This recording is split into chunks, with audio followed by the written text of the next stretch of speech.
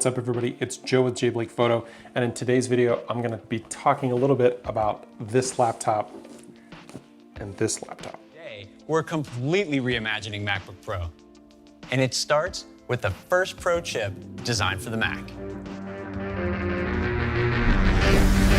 All right, before we get into the video really quick, if you are not subscribed to my channel, I would appreciate you hitting subscribe, and if you hit the like button, it lets the YouTube algorithm know that I'm doing a good job. Also, if you're interested in stills photography, go and find me over on Instagram at jblakePhoto. And if you're looking for my best work, you can find me on my website, which is jblake.photo. All right, let's talk about these two laptops. This is the 2019 MacBook Pro 16-inch. So this is the 16-inch 2019 MacBook Pro. This MacBook Pro is custom configured with 32 gigabytes of RAM, a 1 terabyte SSD, and an upgraded video card. This has the 5500M graphics from AMD. I bought this laptop almost exactly 1 year ago, and I knew that the M1 Macs were coming. I purchased this laptop a little bit over a year ago. I knew that the M1 Macs were coming, but I had some thoughts on what I thought would be available when they first came out. I was half right and half wrong on those. And also at the time, I was using a 2015 MacBook Pro that I really was not able to keep doing what I was doing with it. It really couldn't edit video in the way that I wanted, and I needed to upgrade to be able to move this channel forward, to be able to move some of my production forward, and to be able to really get into editing things on the Canon mirrorless camera that I was shooting on, and also the DJI Mavic 2 Pro with that 1-inch Hasselblad sensor and the very interesting codec that it comes with. So needless to say, the 2015 MacBook Pro was having a rough time. I sold it to a good friend, and he is still using it, and it is still working great with upgraded storage. One of the reasons that I upgraded was because I was using an external GPU, an eGPU.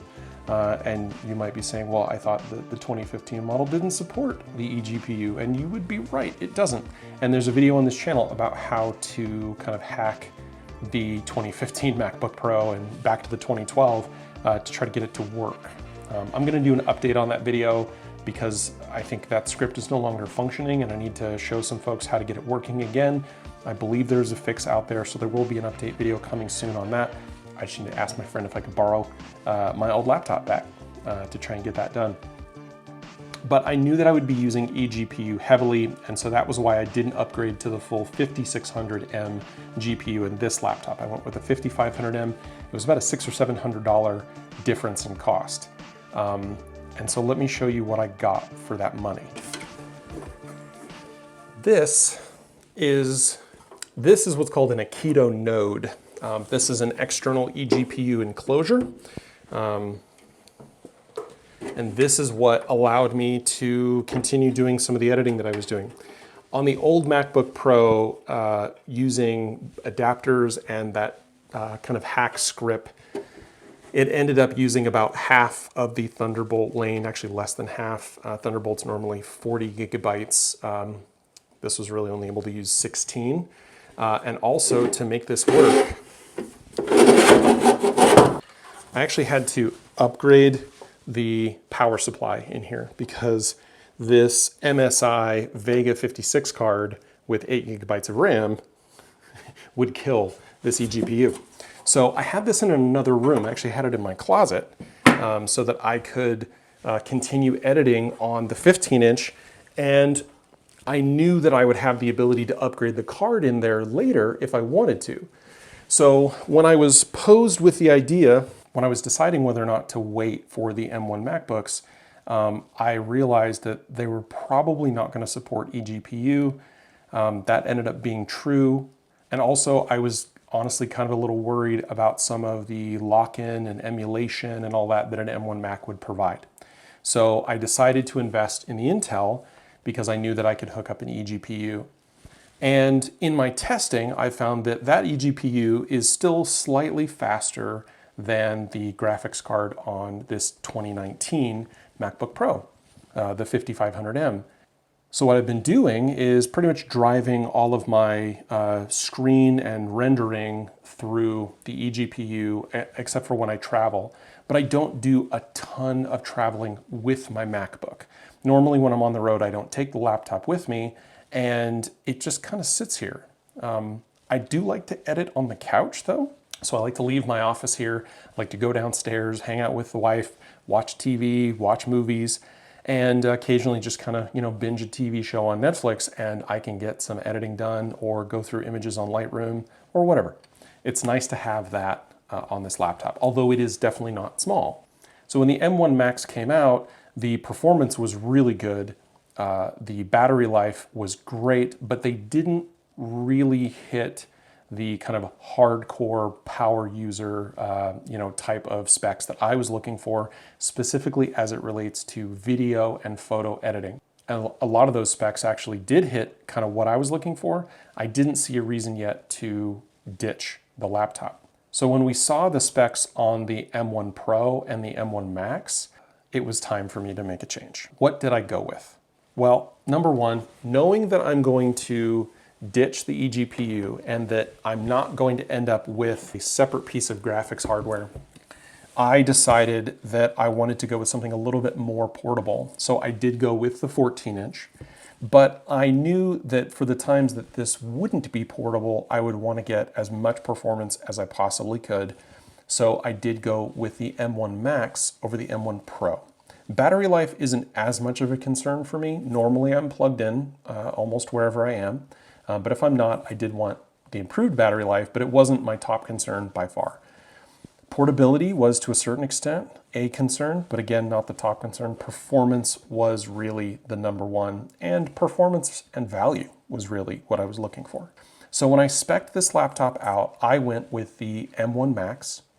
I went with the 32 gigabytes of RAM, because on this machine with 32 gigabytes of RAM, I've never maxed it out. Editing 4K footage in Final Cut with Lightroom open, with Photoshop open, with Luminar open, all at the same time, I'm at maybe 50 to 60% used memory. So I didn't see that that was a need to spend the really high price to go up to 64 gigabytes. So I stuck with 32 gigabytes. And on the storage side, I did stick with the 1 terabyte model. I went with 1 terabyte because, again, 1 terabyte has been fine with me on the 2019 16-inch that I had. And I do find myself having access to a lot of Thunderbolt-based storage. So I have a Drobo for my external storage, and then I have 2 or 3 external Thunderbolt M.2 supported storage drives that I use for a lot of my kind of, when I want something off the laptop.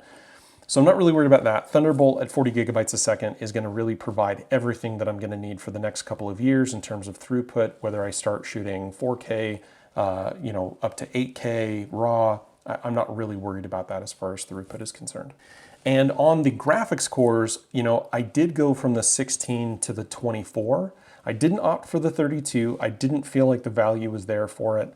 And honestly, I'm not sure if that was the best choice. I may have been able to save that money and just plain save it. But I did go with 24 over 32, primarily because on the graphics cores, I'm really looking for, or was looking for, those encode decode units, the HEVC, the H.264, and the ProRes blocks. And now there are 2 of each for encode decode in this machine with the Max chip.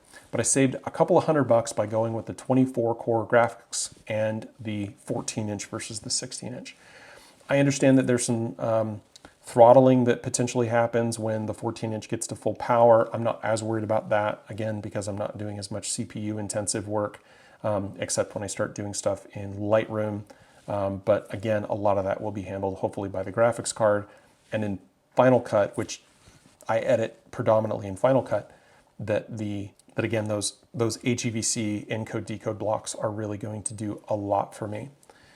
The other reason that I went with this unit, the reasons that I chose to, is that I have been effectively living in Dongle Town quite a bit.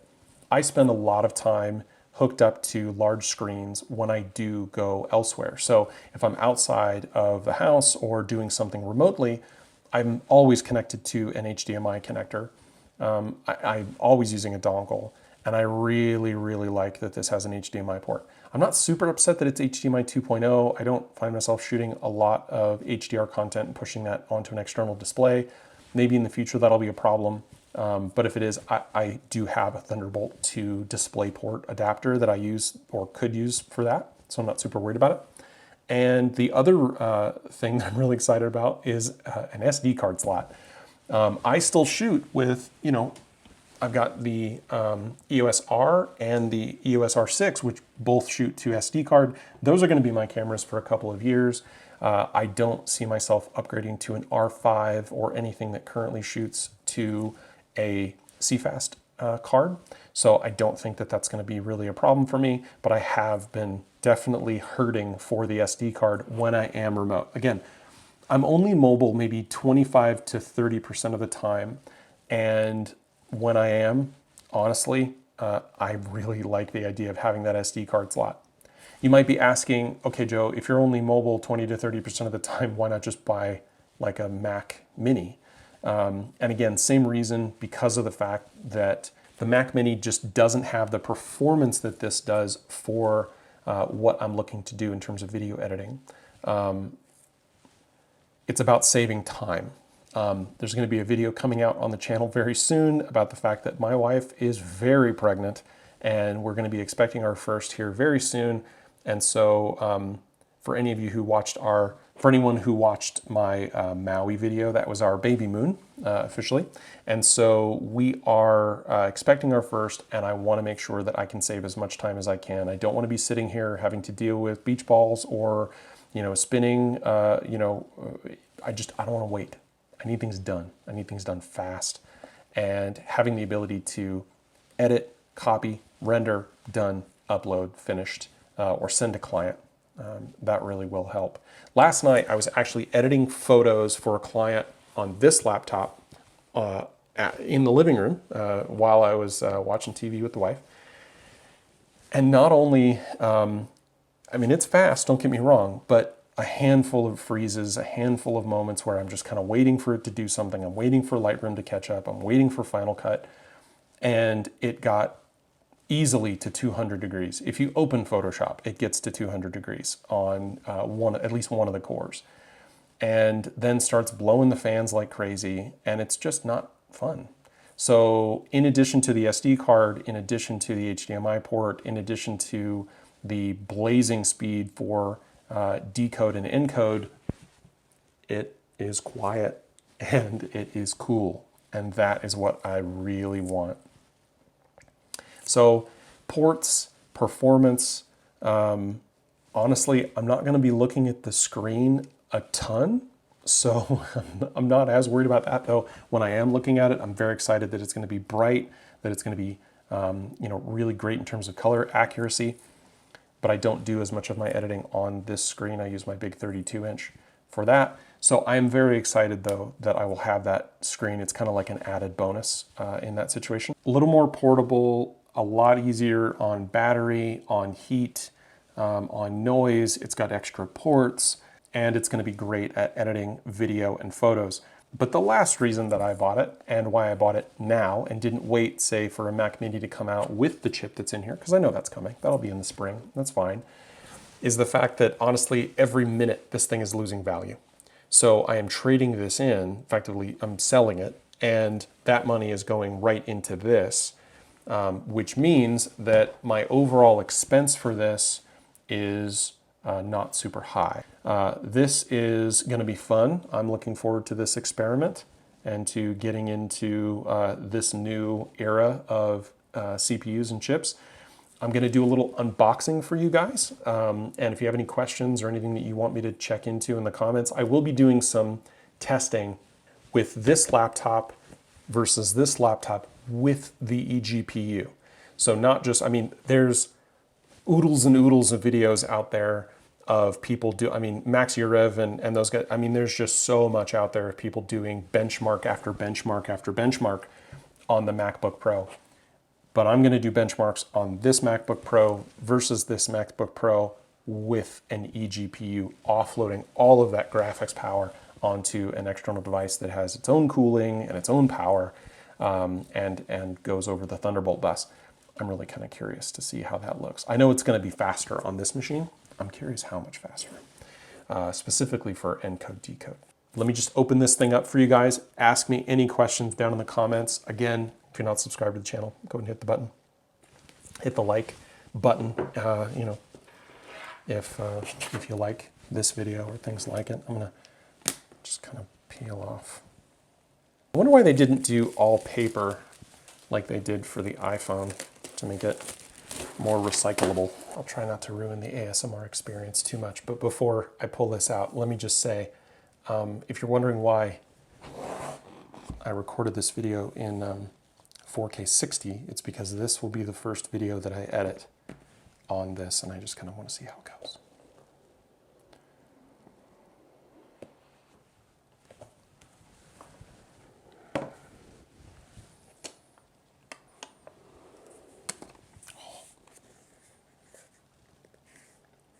It's a chunky boy.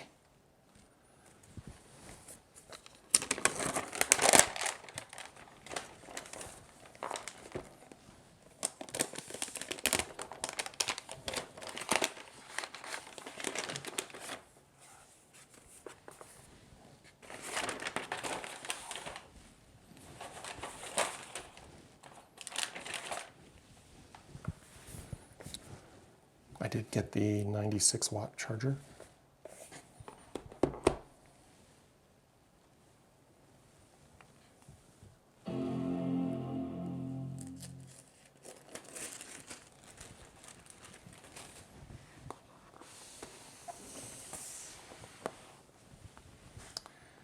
There you go. Well, more to come.